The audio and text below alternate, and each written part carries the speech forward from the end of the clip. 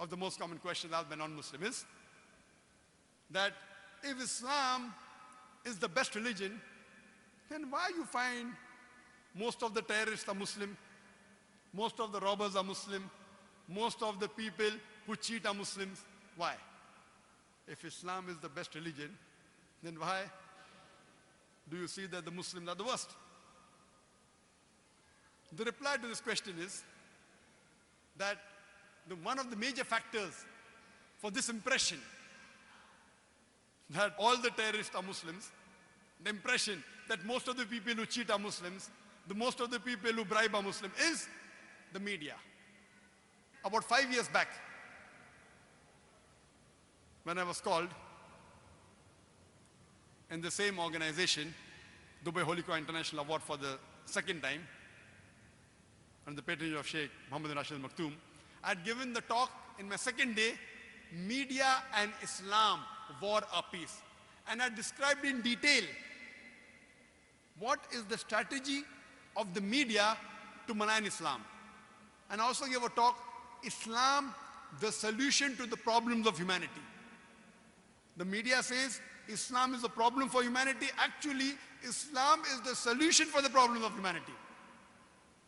That's why the tagline of the Peace TV, the solution for humanity. That means Islam is the solution for humanity. What does the media do? Time will not permit me to give in detail. I'll just wind up my answer in a couple of minutes. What does the media do? Media picks up the black sheep of the community and they portray as though they're exemplary Muslims. See, we have black sheep in the community. We do have many Muslims who are namesake Muslims. They aren't practicing Islam. They pick them up and they portray as though they're exemplary Muslims. Many a time the media, they quote something of the Quran, they quote out of context. Whenever they get information, they malign the Muslims. For example, we know in 1996, the Oklahoma bombing, at that time, it was the biggest attack on American soil. More than 100 people were killed, 166 people were killed. It came as headlines, Middle East conspiracy, Middle East conspiracy, Muslims to blame, Muslims to blame. Headline for days and weeks together. Later on, when they came to know it were 2 American soldiers, it comes once and vanishes. When they don't know the culprit, it comes for days as headlines. When they come to know the real culprit, 1 or 2 days, the news goes out. Why? In India, we have, 50-year-old Muslim Arab marrying an 18-year-old girl, headlines. When 50-year-old non-Muslim rapes a 6-year-old girl, it comes in news briefs.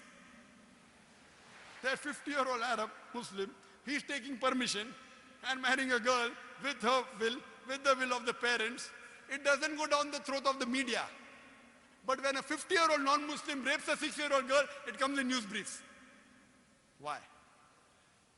Same example, couple of weeks back, there was a bomb blast in Pune, German bakery.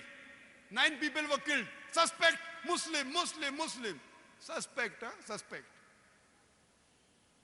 No 100% proof. Same day, the Maoists, they killed 16 policemen. Not civilians, policemen, Maoist, no. It comes in news brief. Muslim suspect, 9 civilians killed, 16 policemen killed by Maoist, comes in news briefs. Ajib. They know the people who killed, not civilians. They have got cannons, rocket launchers. They bombard the full police station, comes in news brief. They don't know who did the Pune bomb blast. Muslim suspect. And it's continuously there for many days. They don't know who did it. Who they know did it because it's a Maoist, communist, non-Muslim, news briefs. Or maybe, front page, some papers, but below. And it vanishes out of the media. So the major cause is the media. Media and Islam, war or peace. Unfortunately, Muslims are very weak in media. Very weak. We may have good media about song channel, dance channel, many. But Islamic channels, Unfortunately. Unfortunately. So I say, yes, I do know there are black sheep in the community, but yet, with all the black sheep, yet as a whole, the Muslims are the biggest teetotalers in the world. I know some Muslims who can drink the non-Muslim under the table. But as a whole, the biggest community of teetotalers in the world are Muslims. The biggest community as a whole that give charity, they are Muslims. There is no non-Muslim, no human being in the world who can show a candle to a practicing Muslim as far as modesty is concerned, as far as sobriety is concerned, as far as human values are concerned, as far as ethics are concerned.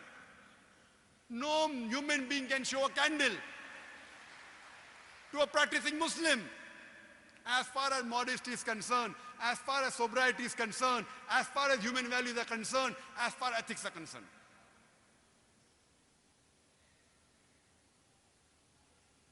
And I always give the example.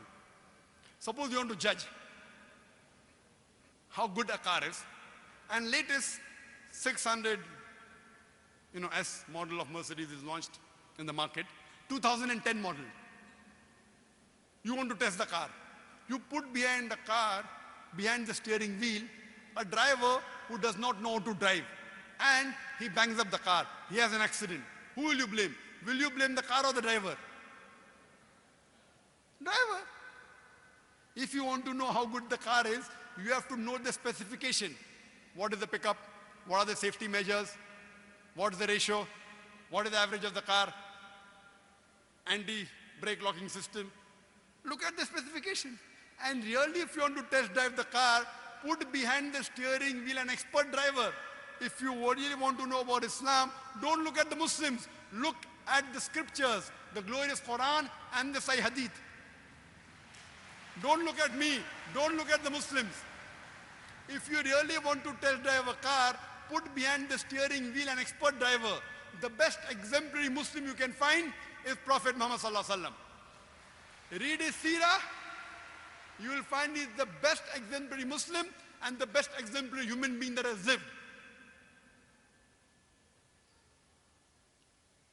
That's the reason I say that understand the religion by looking at the scriptures. And when you read the scriptures, the authentic sources, the Quran and Sahih Hadith, you will really appreciate Islam.